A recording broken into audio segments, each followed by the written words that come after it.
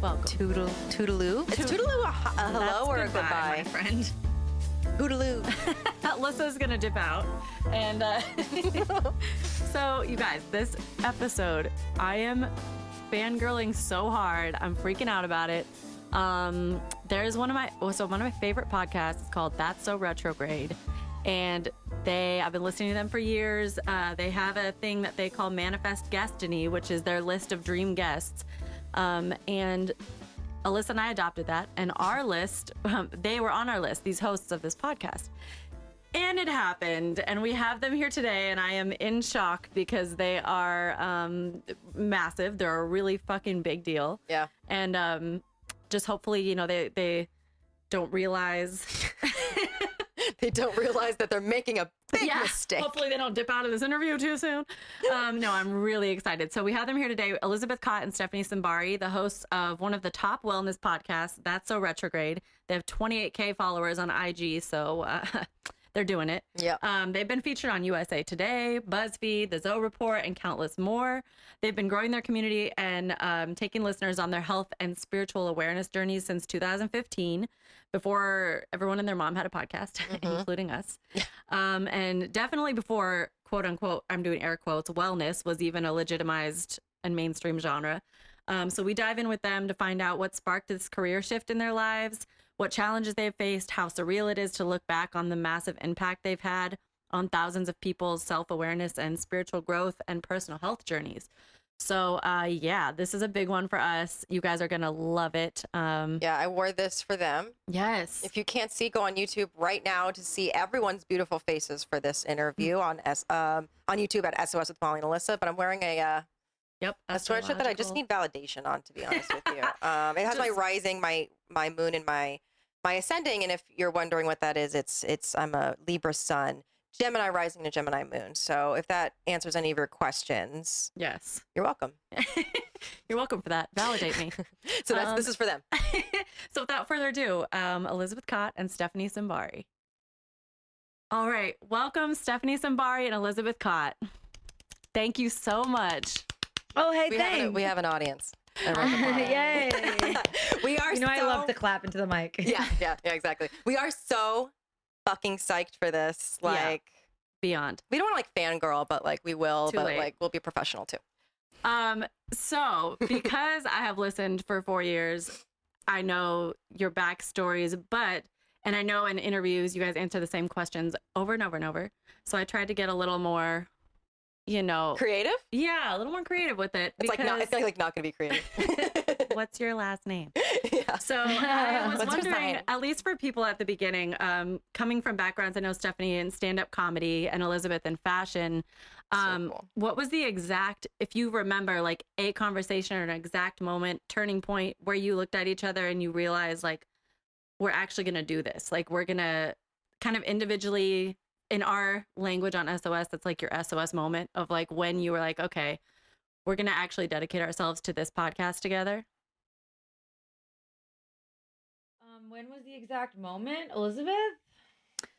I think I knew more of a feeling. The transition from putting fashion down and a fashion business down that I had was challenging because it was something I created. So that I had for 4 years. And it sort of felt like this invisible debt that I had to this idea being the fashion consignment business that I ran. And so I've had this weird push and pull internally of just I know how much I love podcasting. And at the time, this was 5-6 years ago, podcasting was not a industry in the way that it is now. Right. To have to say out loud, I want to be a podcaster. I want to do this full time. This is what I love doing.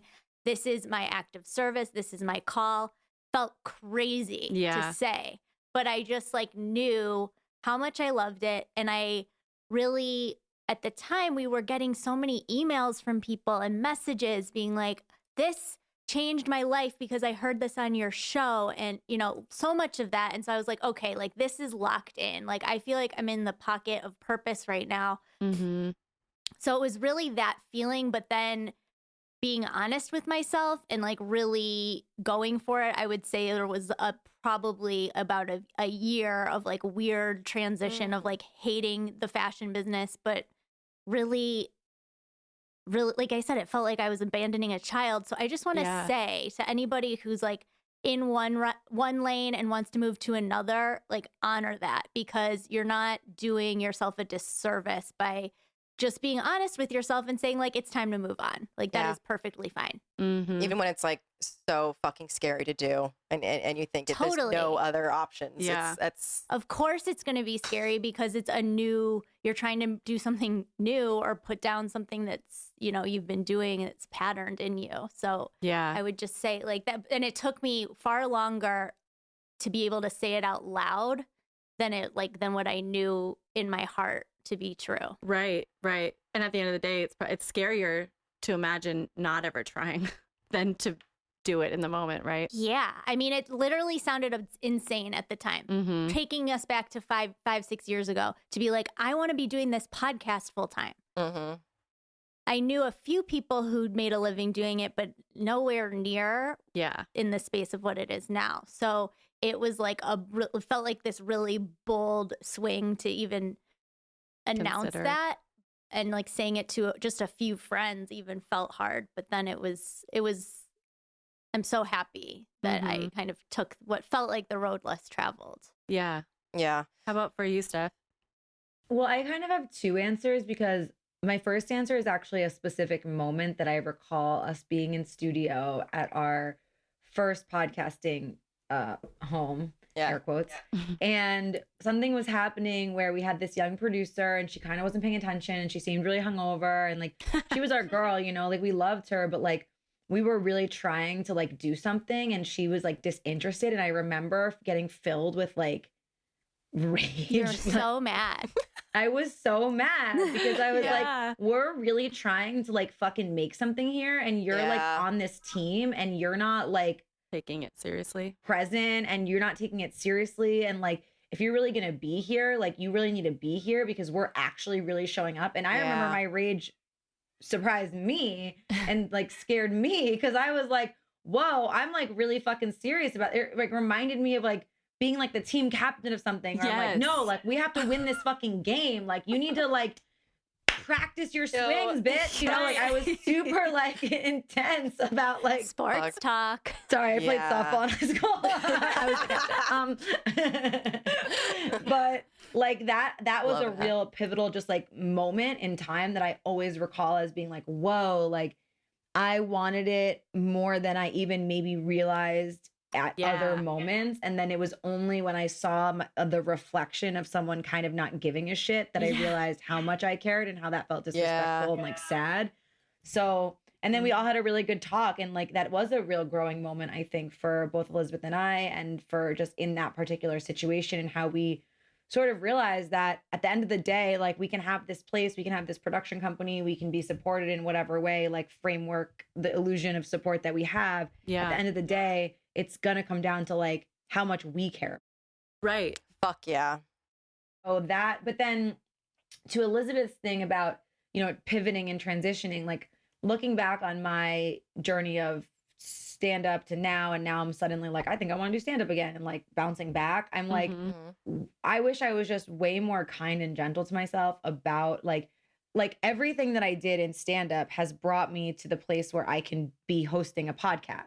Right. And everything that I've done in hosting a podcast can bring me back to doing stand up. So it's like, I feel like we have this kind of, you know, it's something in our brains where we feel like we need to have these like, you know, carved out moments in time for each thing. And it's like, not, it's like your life is a continuum, and like, you're going to be the thread. And so whatever like unique way that you express your desire to be a podcaster or an actor or whatever, like it's going to come out in the way that it's meant to come out for you. And you don't need to create such hard lines around your and identity. Actually, it's like a disservice to yourself, because as you kind of like let go and actually go with your gut and your instinct about something, if it's in the flow of the universe, it like feeds into your other things anyway. They all build each other up naturally. And so Yeah, that's really... even if you don't know exactly what it's building and why. Right. And you I think that's one of the best parts. And yeah, like I went through a full decade of a career in fashion, literally doing 9 million things. Like my least favorite question was, what do you do? Because it was like,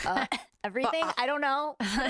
And I had no concept of like why. I just kind of followed opportunity and followed the call. And then there definitely was a moment like 10 years in where I was able to turn around and be like, oh, I actually see what picture that was forming. Yeah. All those little strokes of all those little career experiences. And not saying you always need to have a clear picture, but it's nice to be able to look back and be like, wow, like all of this led me to be able to be stronger in what I'm doing at the moment. Right. Yeah. Right. And what I love about your podcast too is that obviously like we're obsessed with astrology and your podcast is such like a beautiful like astrology centered theme, but it has gone through like such awesome evolutions. Like I loved your episode on the Artist Way. I'm a baby Artist Way user? Follower? Is it a cult? The journaling gets me. I mean, kind of. It's fine. So what was that like in those evolutions in your podcast? So like when you're getting your feet wet in the world, was it weird? Did you think like, could we talk about a lot of different things? Because of how you named it that, So Retrograde was an astrology name, but then like, because we're in our first year and we know you're just like, oh, what are we? Do we talk about this? Do we talk about this? Like, how did you find? Right. Well, the name was really more of just like a nudge and a wink to kind of what was in the cultural lexicon. And I think that is really kind of like the heart of our show is Stephanie and I both innately, I'm going to toot our own horn. We kind of always know what's kind of coming around the river bend in terms of trends. And that So Retrograde was really an exploration in how to feel good through exploring these different trends.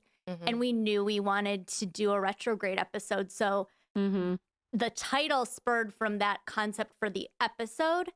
And, you know, astrology is always a really fun lens to look at things and to elevate your energy and feelings around things and experiences. So that's been a mainstay, but we've continued to grow branches and you know, leaves and flowers and roses. Yeah. Based off of our own interests, like if it's interesting to us, that is the mile marker in terms of if it's going to be an episode, and it could really revolve around anything. Yeah. And like that's So Retrograde is also meant to mean, you know, we're all going to try to live our best life, but sometimes shit's retrograde, meaning it's fucked up and it's hard and it doesn't go your way. And like, I think that in looking at the wellness landscape, you know, then and then way more now, you know, now it's kind of tilting in the other direction where the idea of perfection or whatever is obviously out the window. I mean, we lived through a pandemic. We're all just like, okay, we're clawing onto reality. Everything's fine.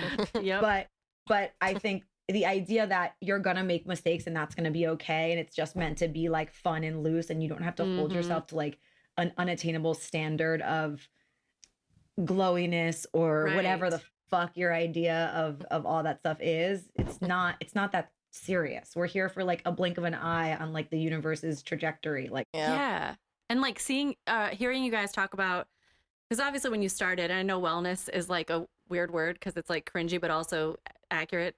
So it's like, it just is that. It's just, just the term, and you guys call it the artist formerly known as wellness, which I love.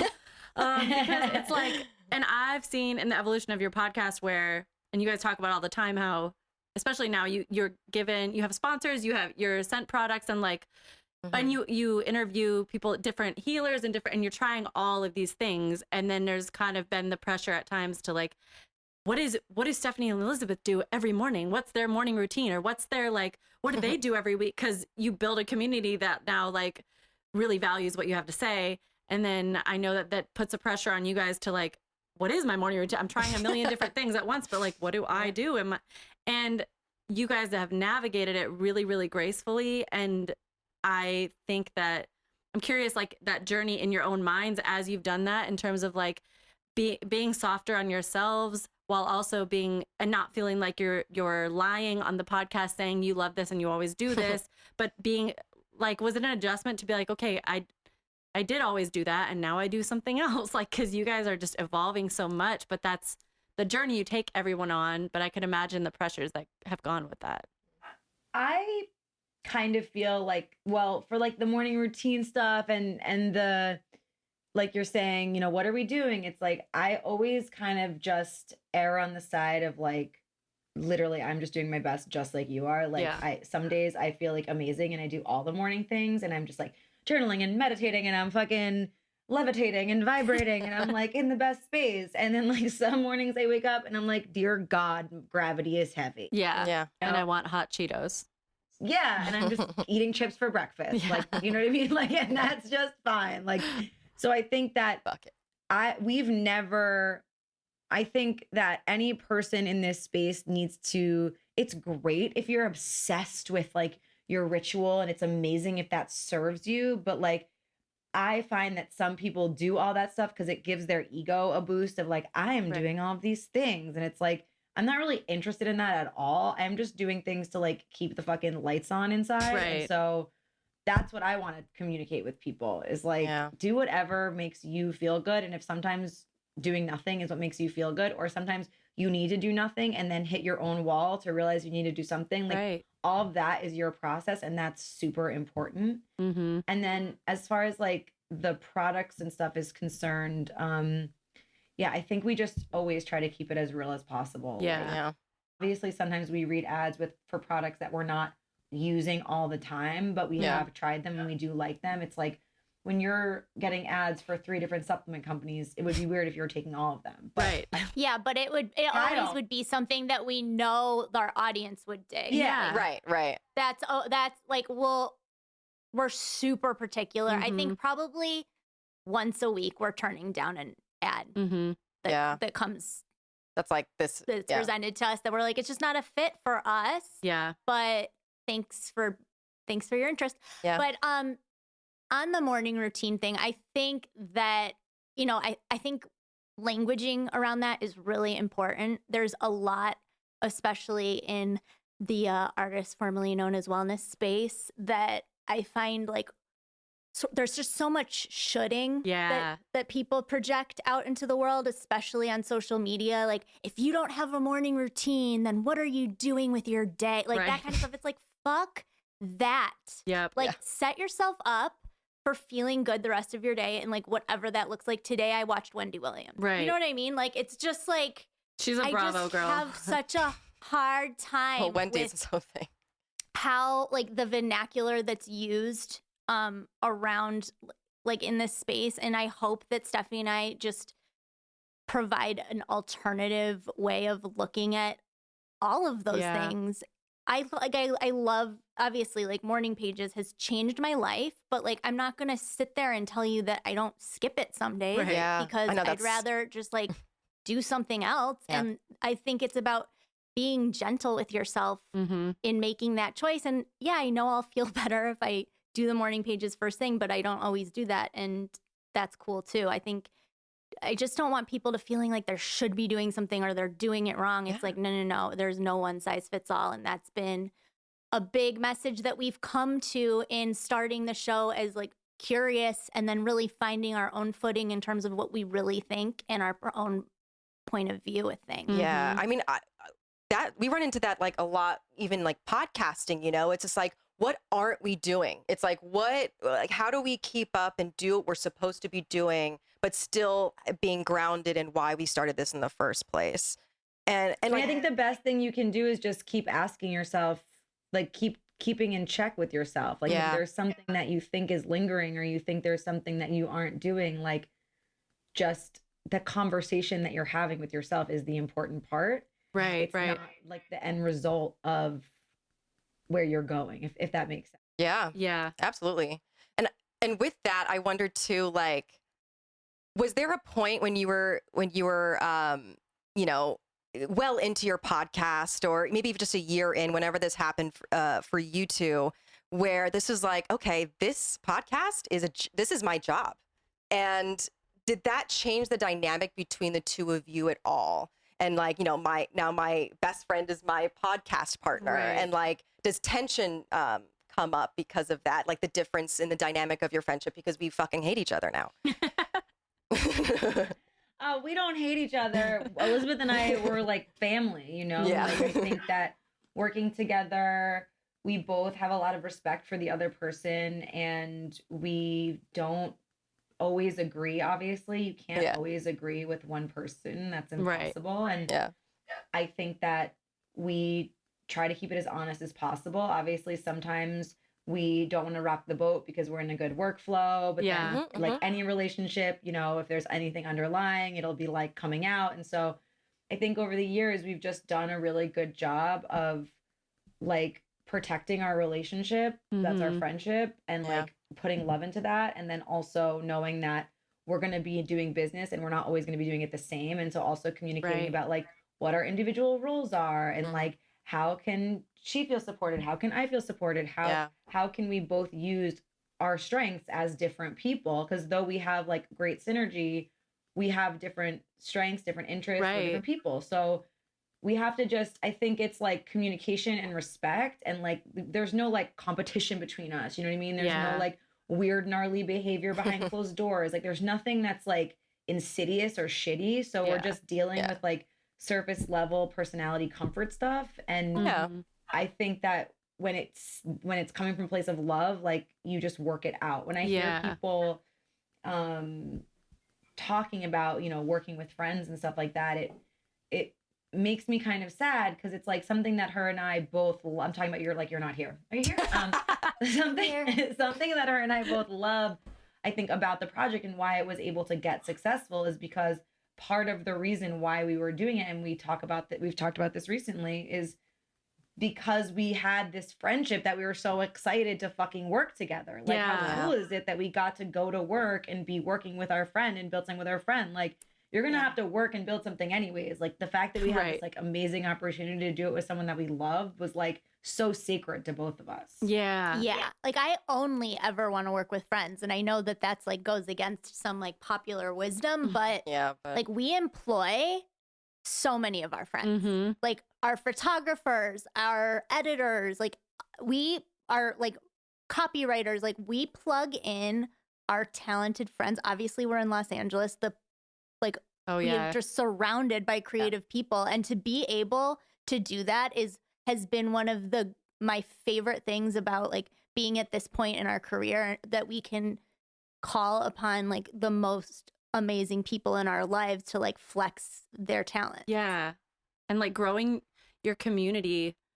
It's just, Alyssa and I always talk about like dreaming of the day when there's a legit solid like SOS family. Like you guys have just a lot of interaction on your page and like the Facebook groups and people that are, it's a whole family. Like it's a whole community. And then you're at the point where there's like inside jokes on your show. You know, it's really, you're just building a family, and it's slow, but it's like, it's sharing like kind of the magic that we have together with like other people that like, is that like an ego thing? I don't know.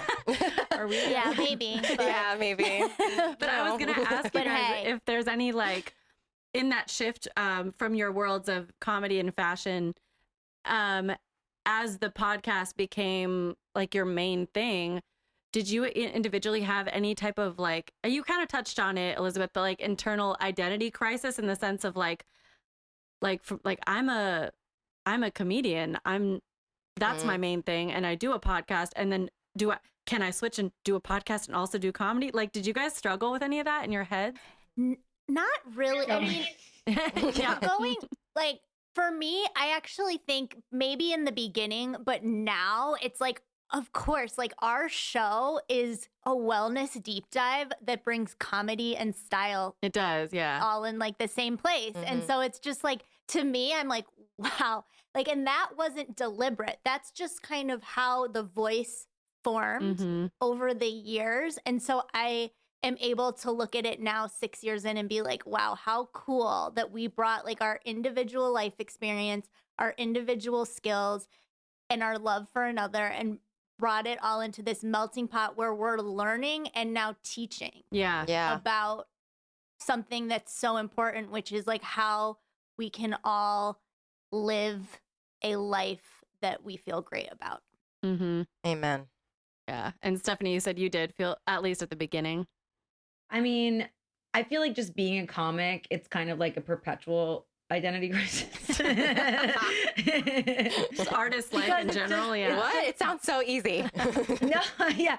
No, it's just this very like vague kind of thing that, you know, you speak things into a microphone and they go into an audience and then it's never, you never kind of, it's intangible in that way. Right. So that's always something that was a mind fuck for me. And then I would like try to capture that and then be obsessed with it. And then I don't know, like it was more that my hard time was unburdening myself from the obsessive nature of doing stand up and the part of me that was like mean to myself about it. And that was like my big hesitation, even like having this kind of push right now to be like, I think I want to kind of maybe, I think I might have more things to say again. And I think I might love that medium again. But I had all this fear, like based on who I had been in that realm and how I had kind of boxed myself in with like limiting fear. And it's weird. I was like listening back to some of my old sets recently and I heard myself. It was so cute, Elizabeth. I heard your laugh on one of them and I was like, oh, she was always there just supporting me when I was bombing. Like so late night in the belly room, you know, you're just like the loudest laugher. No one's laughing. And it's just your laugh. And I'm like, oh my God, bless her.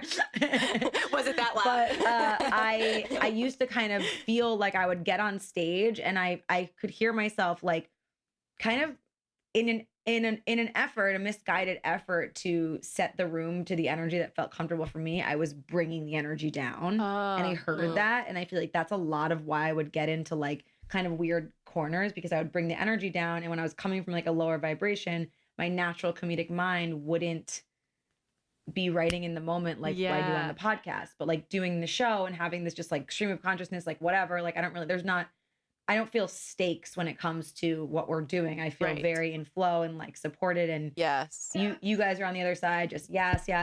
You know, like we can feel that even though we don't contact with you guys all the time, like obviously we can feel an energy of support. So like my work now is to like bridge the identity crisis kind of by being like, okay, what do I need to do to reset my energy in that particular situation? So I know who I am walking into it. I know who I am walking out of it. And my own identity isn't really locked into one of those things or the other. It's just like what I was saying before, which is like, it's just a kind of fluid experience of like, okay, I'm on the podcast talking about vaginas with Dr. Jackie, and then I'm doing stand-up talking about vaginas with strangers. You know what I mean? Like I'm still kind of talking about the same thing, just in a different way. And that's interesting. It is like letting it integrate is interesting.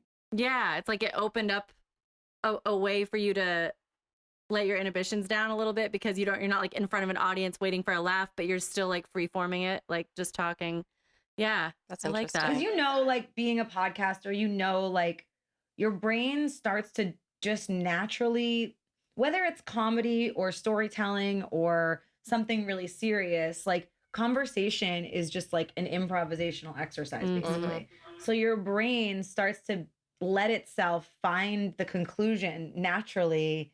You're trusting that speaking part of you, right? So like maybe when you first started, and I remember when we first started, we'd be like, you know, like we'd like, oh, we're talking and we're trailing off, and like we don't know where this train is going. Like, oh, there's a tangent that went on for that we didn't go anywhere. And I think so over time you kind of get better of like just like bringing it back around, and that trust in the free flowing nature of conversation is something that I think podcasting makes you like really good at. Yeah, that was like I've had like improv experience and all that jazz from acting school, but like podcasting, my voice, what? Like that was such a fucking weird jump, but I've learned like it's like a different like language. Yeah. And it's way different from like I'm a musician, and so I'm used to singing on the mic. Like I know what I sound like singing, but when we first like were test recording ourselves, I was like, I never need to hear myself speak again. Like, I hate my voice. This doesn't need to happen. And then it's just like getting used to it. For the first year of our show, we would like record and then we would get in the elevator and we'd like, I can remember like 1,000 of these moments, Elizabeth. We'd get in the elevator and be like, that was cool, right? Yeah, that was cool.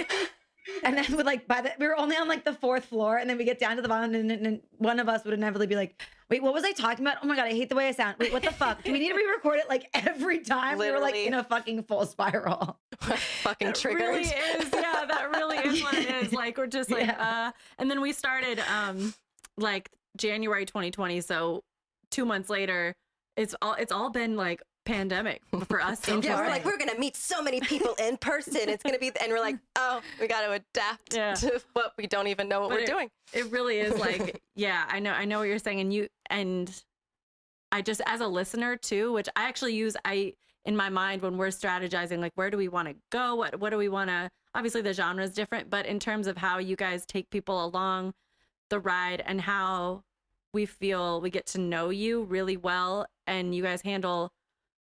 I feel like, I mean, it's not my life, so I can't say, but I feel like I know you really well without it being like unnecessarily and overexposed. Although I know like who you're dating, and but it's just like it's a fine line, and it's something that you guys have learned to walk beautifully. And then on top of that, the things that that your sponsors over the years. I looked around my house the other day, and I was literally like, okay, Thrive Market, I have a Quip. I have all like so many things that I've heard about from your guys' show that I'm like, I found other podcasts from your show, like Natch Butte and many that I'm just, and that's awesome. And I also was going through like the last 5 years of my life were really, really dark and heavy at times. There's a lot of struggling going on. And I would I would drive 20 minutes to the gym every morning and listen to that So Retrograde for literally like 4 years, and it was just my morning time, and it was a perfect balance to me of like light and comedy, but it was really would like spiritually feed me and like get me through things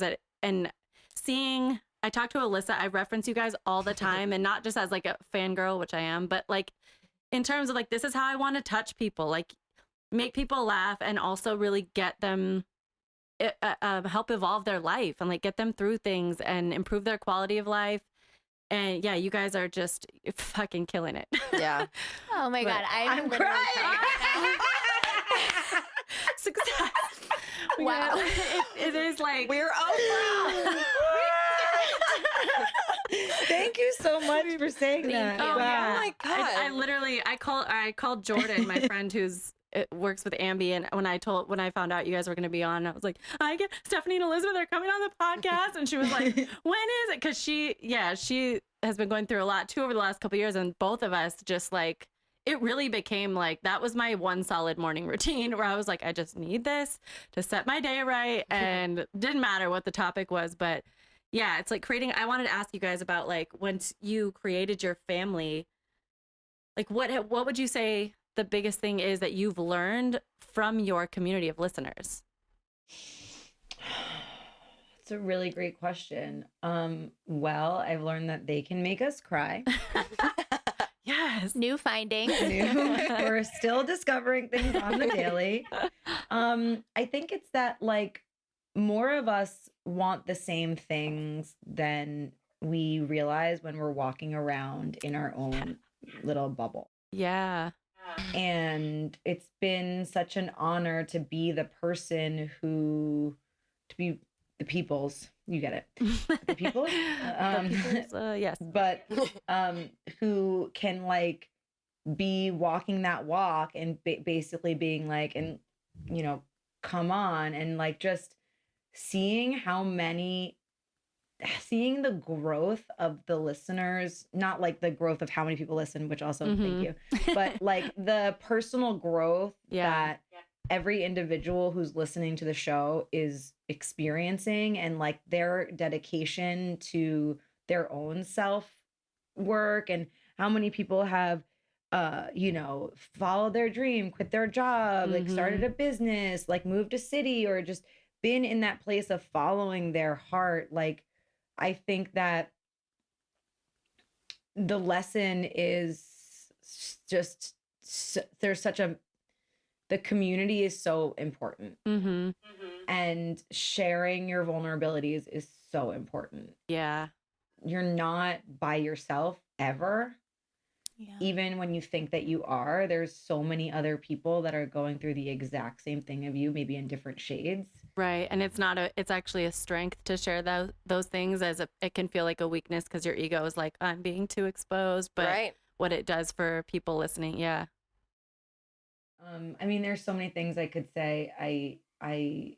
I'm so grateful that people trust us. Mm-hmm. Me too. Yeah. Do you ever, I wondered too, and this could be like kind of weird, but like, do you ever feel an imposter syndrome when it comes to things like that? When you're hearing different things from your community and you're just like, was that it? Yeah, I do feel that way. You know, that kind of like when I'm like smoking a spliff and having a glass of wine at like 4 p.m. Yeah, I feel like I can't believe people listen to me. Yep. I don't know. It's funny. We get asked about imposter syndrome a lot. Oh, wow. For me, I don't think I have that. I more am like, I feel like I'm under this clock of like wanting to achieve everything that's like I want to. Oh. It's like more my Achilles heel than imposter syndrome. I said that I would always say this when I was like really young, and I think it definitely needs like reframing, but I would always be like, you know, my biggest fear is to not live up to my potential. Like I don't use those phrases anymore, but that's more of how I feel. I know what like you mean. as like, am I doing enough? Yeah. Am I like checking all the boxes that I'm capable of? Like that's more my kind of like dark passenger versus like a imposter syndrome. That to me, I feel like comes up a lot with the social media of it all and all of that. And I just don't think imposter syndrome is like, I think it's like a very ego driven fake thing. Yeah. Like actually, if anyone were to really take some time to sit with it, you could eradicate it pretty easily. Yeah. Yeah.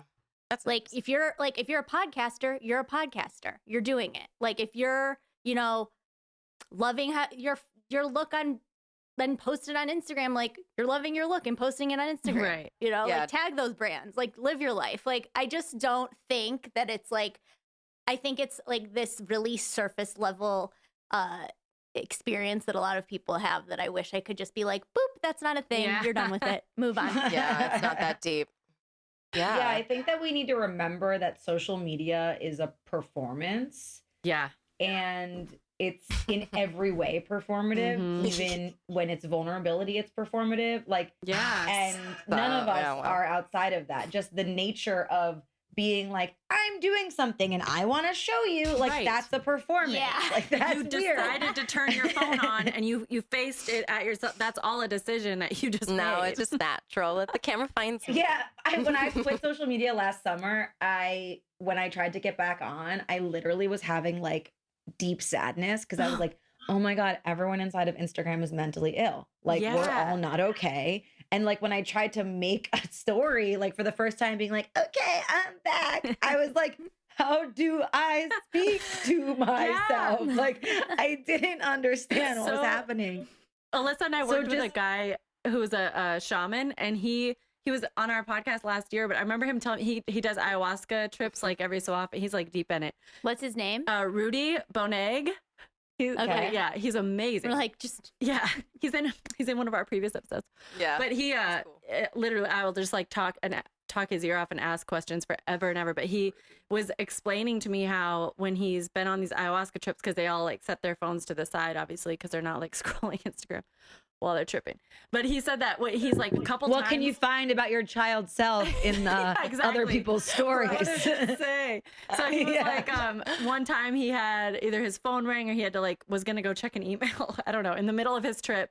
And he went over to his phone and he's like, Molly, I just saw it. It was all these there were all these particles bouncing around my phone and I just felt the negativity. It was all negative. And he's like, but I believe it. I'm like, that's really what it is. Like Stephanie, when you were like, oh, I just picked my phone back up and I just felt like this darkness of all these people in here and he was explaining that he was visually seeing it at the time and like the particles bouncing around his phone. And then, he would always talk about that. And I'm like, I don't not believe you.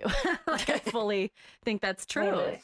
Yeah. So it's like when we get to the imposter syndrome thing, it's like, Elizabeth, that's such good advice because it's like just do what you're doing. Like, and if you feel like an imposter, maybe that's because you're not actually doing what you're saying that you're doing. Right. Or maybe you just need to like do more. Like you need to like try harder. Or you're not doing what you want to be doing.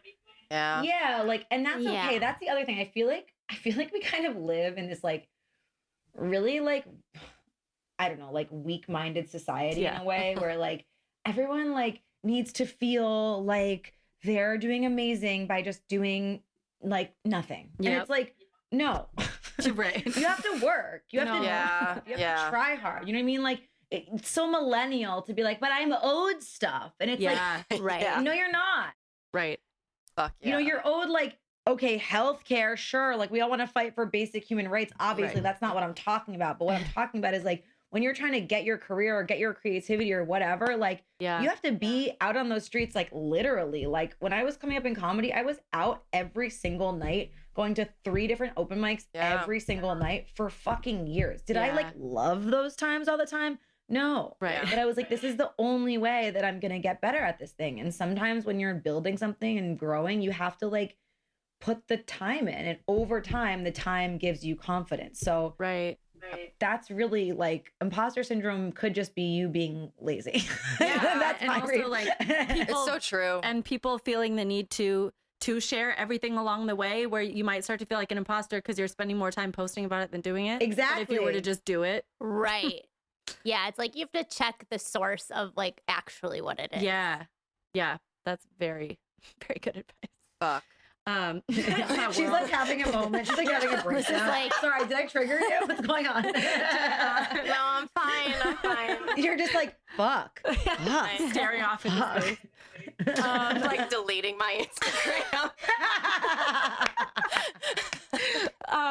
We did want to, I know you guys have to go, but lastly, as a baby podcast, also started by 2 best friends, and we're trying to grow a community, and a business and a brand and all of that. What would be your advice? You know, we're at this level now where we didn't miss a week. We're just like consistent a whole year of it. We did it every, got our guests, and you guys are our first Manifest Destiny list, but we're really trying to like, okay, this year is our level up. We try to get sponsors. We try to build our community in any realm, whether it's like logistics or just building your community. Do you guys have any advice that you would, that's vague, but we'll take whatever. Yeah. So where are you guys with the sponsor? We're putting together a brand deck right now because I was just Googling how to get sponsors. And great. I think having a beautiful press kit that you guys put together. I love using Canva. I think it's an amazing platform that's super intuitive to use.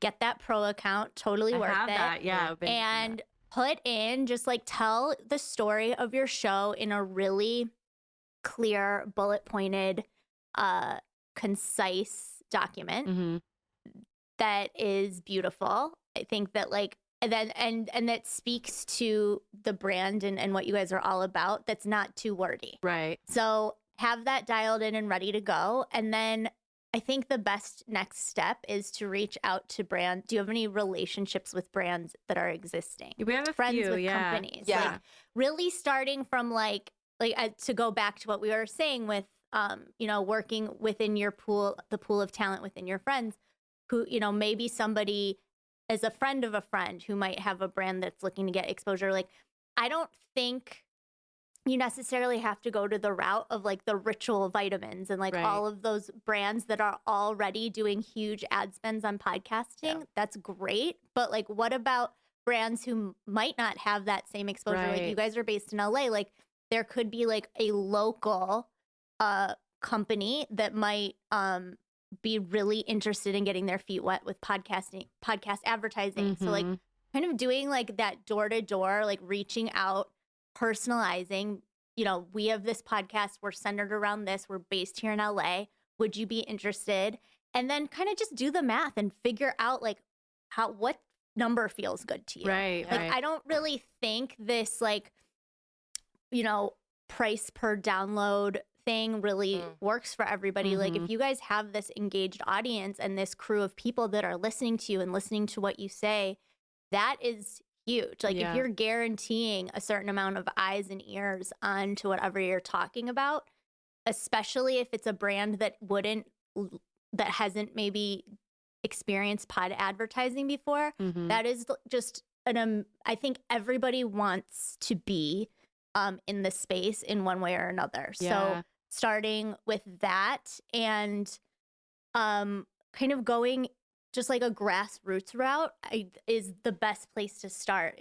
Explaining who you are and what you're doing, and then like reaching out to brands that you love that you think are cool. Yeah. That's really so starting with that and not being overwhelmed by the industry standards, because those are bullshit, and those industry standards, no one knows what industry standards are for podcasting. We're just building this industry now. So people need to settle down when they say that. Thank you guys so much. Yeah, like Jesus. Deeply, deeply grateful. I feel like it's very surreal. I feel like I blacked out that whole time because it's like why I see your faces all the time, and I've listened to you for like what feels like my whole life, and here you are. Thank you. Oh my God, I think I blacked out during that interview, but I hope it went well. Yeah, I think I'm drunk. Thank you so much, Stephanie and Elizabeth. This was a dream come true for us. Stephanie and Alyssa. Stephanie. You wanted to say Stephanie. I did. Yeah, I did. But I didn't. So I'm taking over that So Retrograde, guys. Leaving Molly in the dust. Yes. Bye. Really grateful that they took the time out of their busy schedules to meet with us, to talk with us and you all. And, if you haven't picked up on it already, obviously listen to That's So Retrograde on all streaming platforms. Sign up for their newsletter on that'ssoretrograde.com. And check out their merch. They have really good merch drops. They do some collabs, really cute stuff. Instagram, they're on Instagram at So Retrograde, and then individually at Elizabeth Kott, Kott, and S Simbari, Simbari. So check them out individually.